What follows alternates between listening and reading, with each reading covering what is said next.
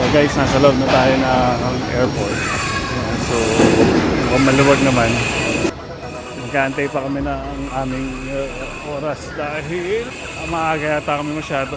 Pero try namin mag-check-in kung kaya namin mag-check-in na. A few moments later. Wala na kami sa ticket. So ito na yung ticket namin. So ito. So magpapacheck-in naman kami ulit para naman sa mga box namin. So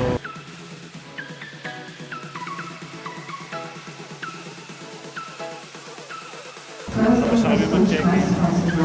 So papasok na kami sa departure area.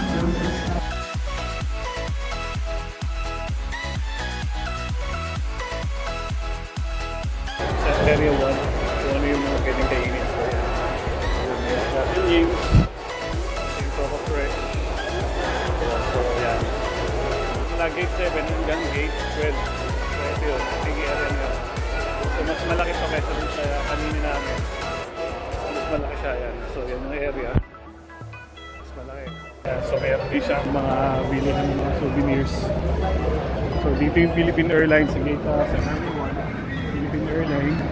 Tapos meron din sa Cebu Pacific saka AirAsia. So may mga pagkain. May mga kapihan, mga wood coffee. May mga kapihan nila. Tapos meron din siyang pagkain niya, tender juicy. Pili ng mga tender juicy sa mga sandwiches. Kung ano gusto ng tama agad, may red horse. Sandwich lights ako sandwich. So meron din dito mga mugo-mugo. So mga healthy naman, saka yung mga pambata. Yan, so ito prices nila. So yan, so yan yung mangcha. So meron siya dito. May henlin din dito. So yan, may siopaw. So ito yung ano niya, price list nila. So yun yung price list na wala. So pasensya na kayo. So yan, so yan ulit yung price list. Kung yung mga ano, pasensya na kayo baliktad. So 105 yung spare ribs sila. So track corner, bandang dulo na siya. So 100. So yan. Ito yung mga food ng mga magugutom habang nag-aantay ng flight nila. So pwede kayo maghintay. So yan. A few moments later. So nagutom kami. So habang nag-aantay, bumili muna kami ng Coco Fresco. Bumili si Mon ng Coco Fresco. Saka ito yung corner yata. Potato corner. Magkano itong potato corner dito? 240. Ano yun? 240 yung big niya? Big na lang. Yung pinakamalaki ng potato corner is 240. Parang ganun din yata sa labas. Itong fresh, yung Coco Fresh. 60. 60. So itong large na siya. So 60 lang. So itong tubig, hindi ko alam kung magkano. So yung tubig saka versus dun sa Ayun ang malaki. is 60. Yung Coke na? 40. Yung Coke Zero. Ito 75 yung Coke Zero. Kilos na yun. 5 liters na. So anyway, so ito yung place. So nag-aantay din kami lahat. Yes. Yes. Wala pa yung plane. Sasakay namin. Kasi masyado pa maaga. So yun lang muna guys. Kain muna kami. A few moments later. So, zone by zone pa lang. So, zone 1 munang inuna. So, napaaga kami ng tayo. Alam mo naman ng Pilipino, basta nakakita ng bus. Takbuhan na kami lahat. So, mamaya pa pala yung zone 3. So, pagpapunta na kayo dun sa plane, kailangan nyo lang passport sa yung boarding pass mo. So, yung akin kasi, meron pang ano na siya. So, kasi 3 beses na ako nag-bring. Masya ka natanggal. Ewan kung bakit. So, yan. So, passport saka ticket lang muna. So zone 1 ang inuna. So sobrang aga namin tumayo. Anyway, so guys, later na lang po. Papunta pa lang Puerto Princesa yung binilaan namin. So antayin muna kami ulit. Antayin naman sila tama kasi 8 just 1, ano pa lang pala, 1:21 pa lang pala. So mamaya pa pala yung ano namin. So napaaga, buti na kami sumakay sa bus. Ayan, so antay po. A few moments later. Alright, so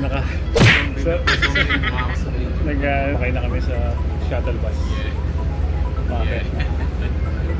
Medyo very ano nga lang kasi hindi ko alam kung delay pero 3:49 is supposed to be pero tingnan lang natin. Kami sa airplane. AirAsia. Yan, Simon. Si Abby. Medyo excited. Yung Few moments later. akit na kami ng ano namin through AirAsia. Simon, ginawa ba? Thank you po, Manong Garyer. Ito na.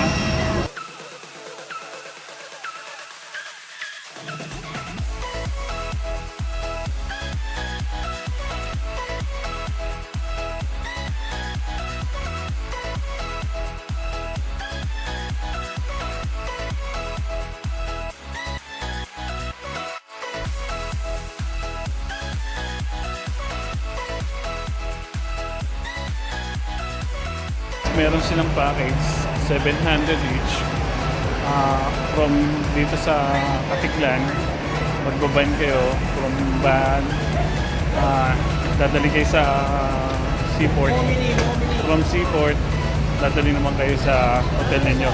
Package na siya. Pero sabi nga ng iba, tayo daw natin sa labas kung magta-transfer tayo sa labas. Kasi 700, each yun each yun, 700. Few moments later.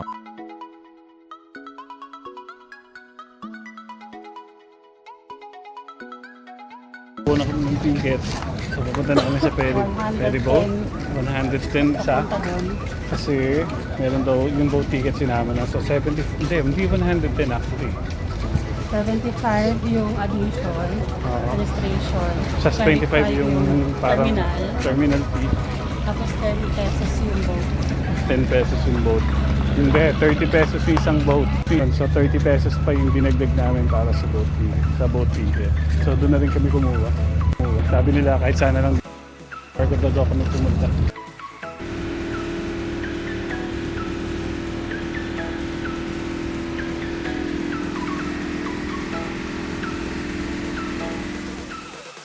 Ayan. Medyo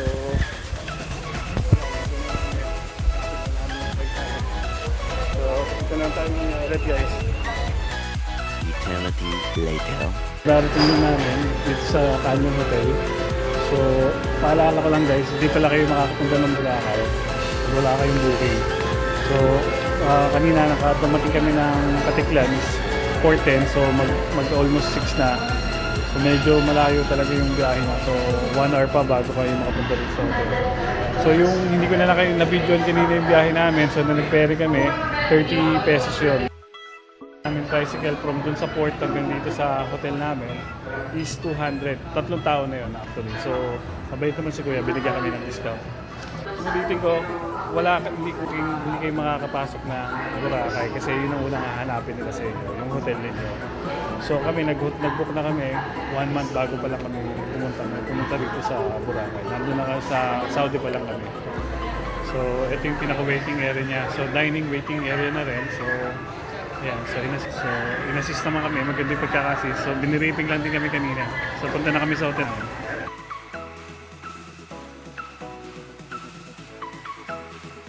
Pala yung hotel namin. So meron silang closet. Open closet, pwede mo sampay yung mga damit mo. Meron din silang safe for your safety purposes. Meron din silang mini bar. May coffee, complimentary tubig. Meron din silang ref. So, meron din silang ref dito. Meron din silang laman kasi yung laman niyan binebenta. So, ito yung mga prices ng minibar nila. So, yan. So, may 2 bed. So, yan. So, naayos yung gamit namin kasi nga kagising lang din namin.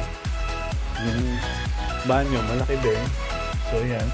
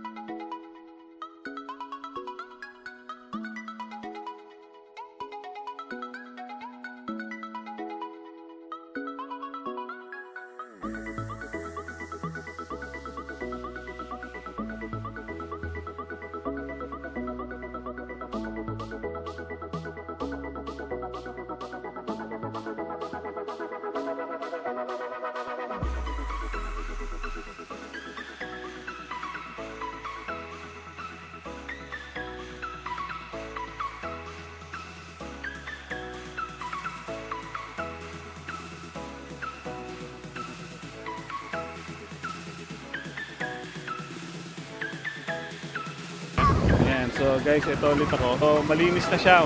Although yung mga hindi po tumiyan, yung mga nakikita natin na yan, hindi po tumiyan. Yung mga damo, yung mga halagaling din sa mga puno na pang.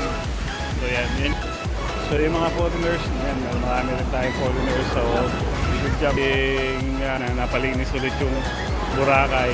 And then, ibalik yung mga turista papunta sa Pilipinas. Lalakad-lakad. So, ito yung mga bar na usually open naman sila ngayon, pero sa gabi makulay sila, kaya lang hindi namin makita. May mga nag-o-offer ng mga massage, mga nag-braiding. Sabi niya 200 sa babae, yung half braid lang, pero hindi ko na nakita yung picture niya. Pero tapos yung mga full braid 300.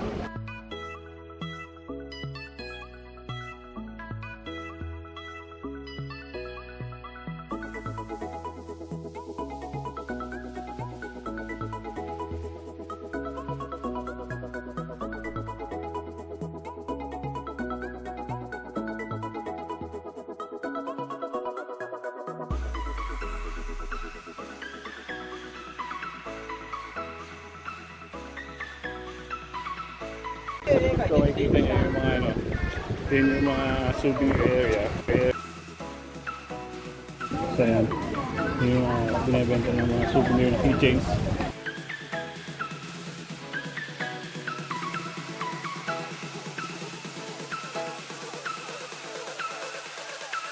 Yung nakita namin, Golden Phoenix Hotel.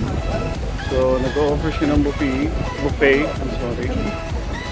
From 6 p.m. to till 9 p.m. 380 per box po siya. So yan, so meron silang fried rice, steamed rice, and then meron silang lechon. Meron din silang adobo or chicken curry, gambas, meron silang so meron din silang banana turon. Wow, may turon sila. So, meron din siyang mga salad, meron siyang mga